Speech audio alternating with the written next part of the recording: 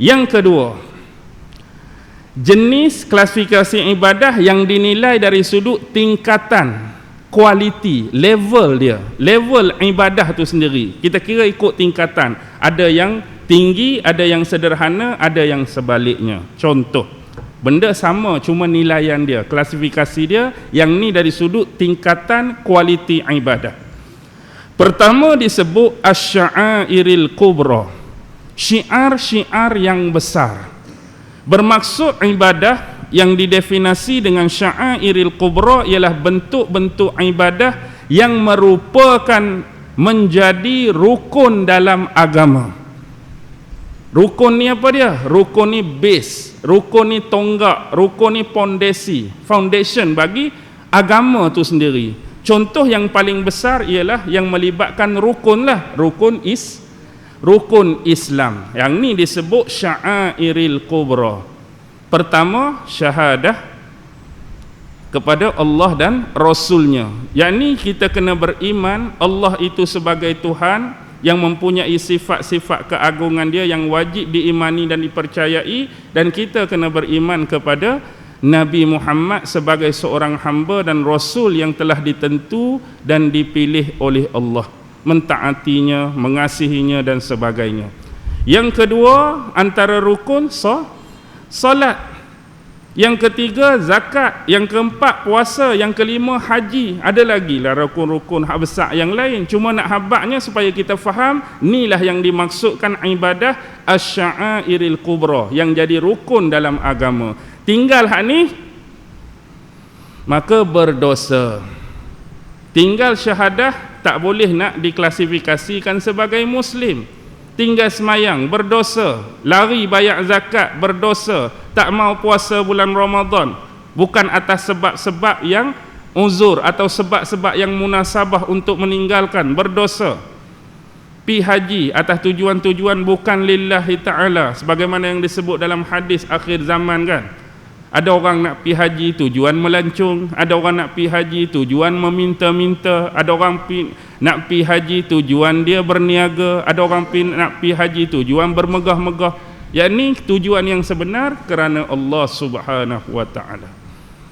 Manakala jenis yang kedua disebut ibadah sya'airis sughra.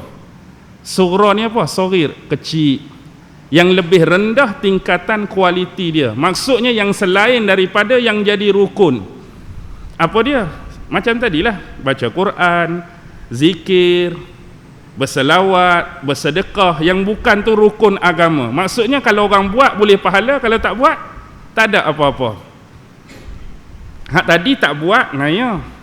Itu sebab jadi rukun. Jadi sya'airi sughra yang selain daripada rukun, kalau buat dapat pahala, tak buat tak mendatangkan apa-apa. Manakala yang ketiga, terakhir dalam klasifikasi ini ialah mulhaqat. Ini penting kita belajar fiqh, sebab istilah-istilah fiqh tu kadang-kadang benda tu kita dah buat cuma tak tahu istilah tu. Mulhaqat ini sebenarnya dalam kaedah fiqh, mulhaqat ni tak ada kena mengena dengan ibadah pun. Dah dia tak ada kena mengena dengan ibadah, pasal apa masuk dalam bab ni? Mulhaqat ni sebenarnya ialah satu benda yang boleh dikatakan perbuatan-perbuatan hamba dari sudut perkataan dia, amalan atau perbuatan dia yang bersifat mubah, harus. Contoh makan, contoh minum, contoh tidur, yang sebenar benda-benda tadi tak ada keterlibatan secara khusus dengan ibadah. Makan, minum, tidur. Tetapi mulhaqat ni ialah kenapa dinilai dia boleh jadi ibadah bila ada sarana. Contoh kita kata macam ni, makan, minum, tidur. Kita makan tu makanlah, tetapi sebelum makan kita baca doa dan niatkan masa makan, ya Allah, ya Tuhanku, aku makan ini nak bagi tubuh aku sihat, tubuh aku segar. Bila tubuh aku sihat, tubuh aku segar, aku dapat menjalankan ibadah-ibadah kepadamu dengan baik. Bila ada niat lagu ni, dia jadi mulhaqat. Makan kita tadi dinilai ibadah, walaupun hukum dia sebenar harus, perbuatan tu harus je. Ataupun ya Allah, aku makan ni niat tubuh aku sentiasa sihat, hari-hari boleh keluar rumah cari rezeki yang halal untuk anak dan isteri aku, cari rezeki halal untuk keluarga aku, dinilai berpahala makan kita tadi. Kita tidur contoh, sebelum tidur baca doa, ya Allah ya Tuhanku, aku tidur ni nak merehatkan badan, kerana pukul 2 karang nak bangun tahajud, pukul 2 karang nak bangun baca Quran, pukul 2 karang nak bangun solat tasbih, solat sunat hajat, solat sunat taubat dan sebagainya. Dinilai ibadah atas niat tu, berbanding dengan tidur saja-saja. Tidur ya, tak ada lah. Jadi hak nak jadi mulhaqat, asalnya benda tu biasa, harus, tapi dia jadi mulhaqat atas hal-hal yang diniatkan tadi sebagai sarana untuk buat ibadah. Memang kita selalu buat pun, tapi istilah fiqh tu jadi tak tahu. Mulhaqat apa benda pula ni. Okey, tu yang kedua.